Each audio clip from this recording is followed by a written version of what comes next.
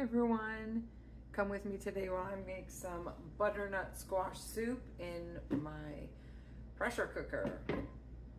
First thing I'm going to need is to chop up an onion, and I have some fresh rosemary here. So I'm going to use my supersonic chopper extra, which is our largest one. It does come with a whipping attachment. This is like the best thing ever if you're like beating up eggs. You can make cake mix batter in there. You can make your own whipping cream. You can do all of that.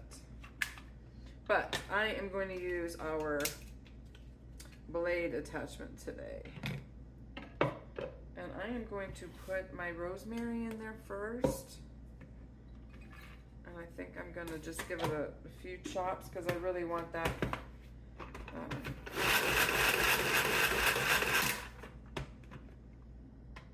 So that's at least a little bit chopped up. And then I'm going to add my onion.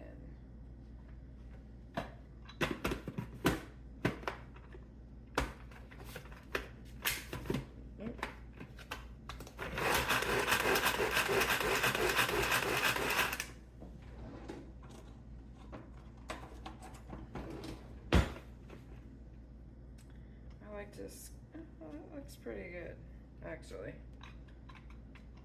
So I'm going to show you what it looks like.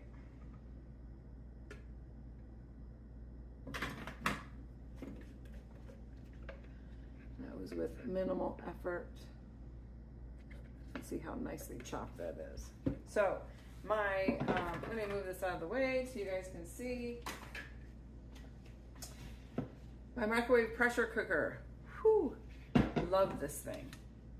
So it comes with a few safety features, so you don't have to worry about it. It's not going to explode in your microwave. It does have a locking handle, so it does lock the top onto the base. There is a pressure valve here. This will open up and you can see it open and you can see the steam coming out while your food is cooking. And then of course this is the pressure valve. So when this thing is pressurized, this valve will be up. And once your time is done and you take it out, you have to wait for the pressure cooker to depressurize. So you have to wait until that bobber goes down until you know that it's safe for you to take the lid off. There is a silicone gasket in here. Again, if it for some reason creates too much pressure inside, this will drop down into your base, and that way it will help some of the pressure and the steam release.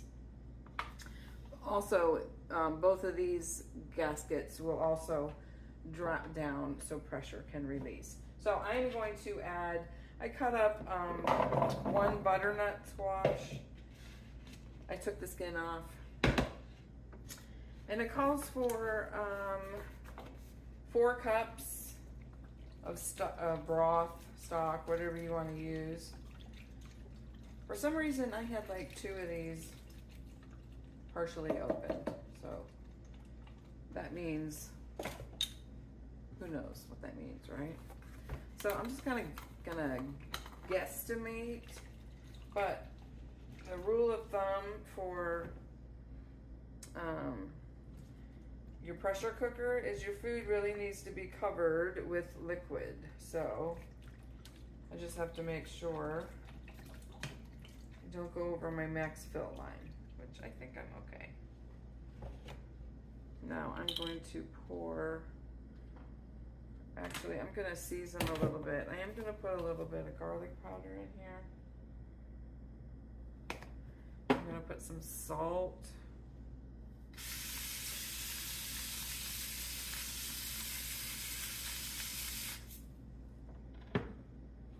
And then I'm going to put the onion and the rosemary. I'm going to put all this in the pressure cooker. And then it is going to go in the microwave for 30 minutes. And then it'll probably be take about 10 minutes for it to depressurize.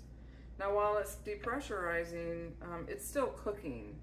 So I know there's a temptation for some people to mess with that bobber and to let some of the air escape, but don't do that because you're kind of messing with the cook time of your food. So this is it. I got my butternut squash, an onion, some rosemary. This is chicken stock. You can use vegetable stock, and some salt. And actually, I think I'm gonna put some pepper in too.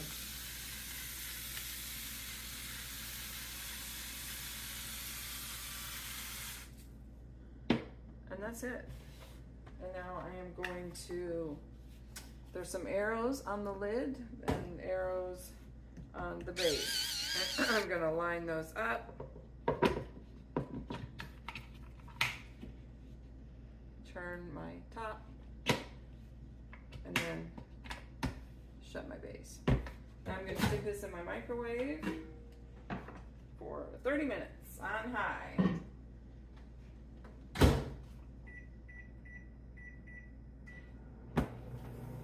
And that's it for now. So I'll check back with you in a minute.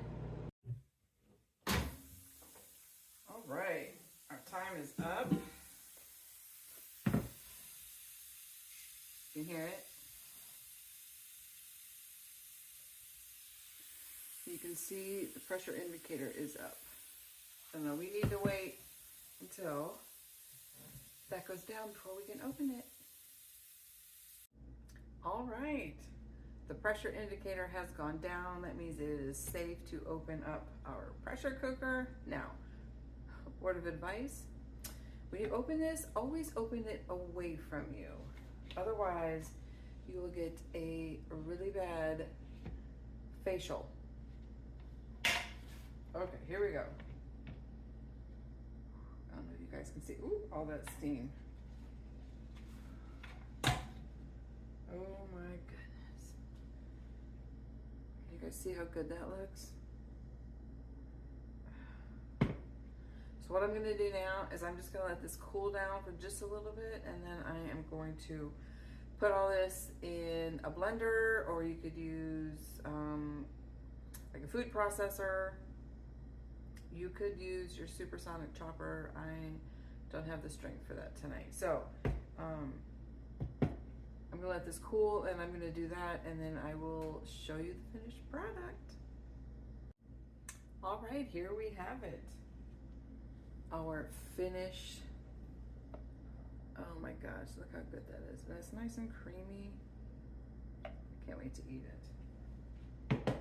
So my leftovers, I'm gonna put in vent and serve, so I might freeze some for later. Look at that, I put a little bit of roasted sunflower seeds on top, or pumpkin seeds, sorry. And I'm actually going to be eating this with some homemade butterbeer bread, so yummy. Anyway, I hope you guys enjoyed.